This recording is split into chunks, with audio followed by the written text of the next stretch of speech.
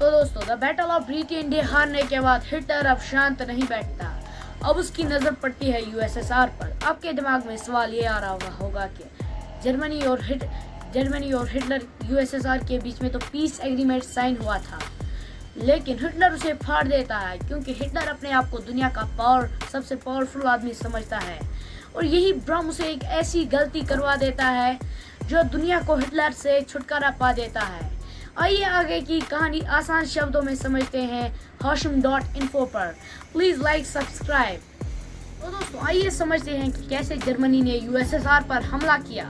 तो दोस्तों यह ऑपरेशन स्टार्ट होता है 1941 में। दिन था 22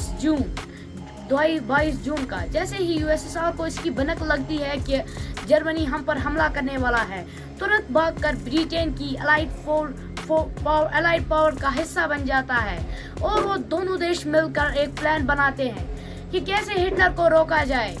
लेकिन दोस्तों हिटलर की पावरफुल आर्मी के सामने अभी तक कोई प्लान काम नहीं कर रहा था और पहले के 2 दिनों में ही हिटलर की पावरफुल आर्मी यूएसएसआर के 100 किलोमीटर अंदर घुस चुकी थी। अब जर्मन ट्रूप्स और मॉस्को के बीच सिर्फ 300 किलोमीटर का फासला था। तो यहाँ पे कहानी में आता है एक ट्विस्ट। जो पर्ल हार्बर में धुंध सी छाई हुई थी, ऐसा लग रहा था कि किसी बड़े तूफान के आने से पहले सन्नाटा छाया हो। आसमान अचानक से गरजने लगता है। जब लोगों की नजर आसमान पर पड़ती है तो फाइटर जेट्स देखने को मिलते हैं। लोगों को लगता है कि हिटलर ने अब हम पर भी हमला कर दिया, लेकिन ये जर्मन फाइटर जेट्स बिल्कुल भी नहीं थे। ये तो जापान के फाइटर जेट्स थे। बिना किसी वार्निंग के जापान ने अमेरिका के पर्ल हार्बर पर हमला कर दिया। इस हमले में 3500 के करीब अमेरिकन ट्रूप्स मारे गए। अब हम इसकी ज़्यादा गहराई में नहीं जाएंगे क्योंकि अटैक ऑन पर्ल हार्बर पे मेरा अलग वीडियो आएगा, आप देखिएगा ज़रूर। Please like subscribe. दोस्तों अभी तक तो अमेरिका वर्ल्ड वॉर सेकेंड में असल में इन्वॉल्व ही नहीं हुआ था, लेकिन इस जापान के इस एक अटैक के बाद अमेरिका जापान के खिलाफ वॉर डिक्लेयर कर देता है।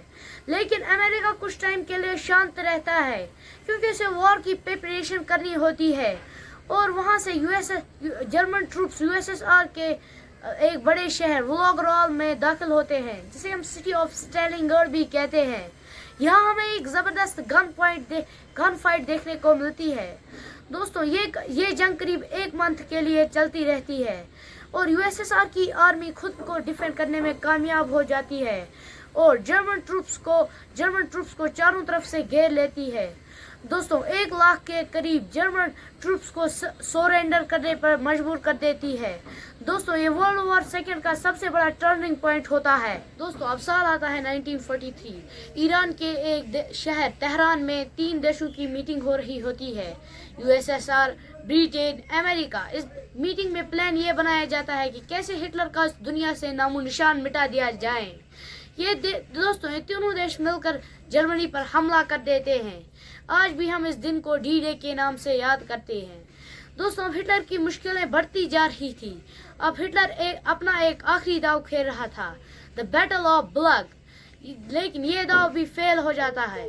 आखिरकार जर्मनी की आर्मी को सरेंडर करने पर मजबूर कर देते हैं। हिटलर को यह बर्दाश्त नहीं हुआ और वो खुदकुशी करने पर मजबूर हुआ। दोस्तों वर्ल्ड वॉर सेकेंड इतिहास की सबसे खतरनाक जंग है। इसमें करोड़ों लोगों की जानें गई। दोस्तों इस कहानी से हमें ये सबक मिलता है कि जंग से कुछ हासिल नहीं होता, बल्कि जंग से सिर्फ जाने जाती है। आपको ये कहानी कैसी लगी कमेंट बॉक्स में अपनी राय जरूर लिखें और ऐसी ही मजेदार कहानियां सुनने के लिए मेरे चैनल को सब्सक्राइब करें।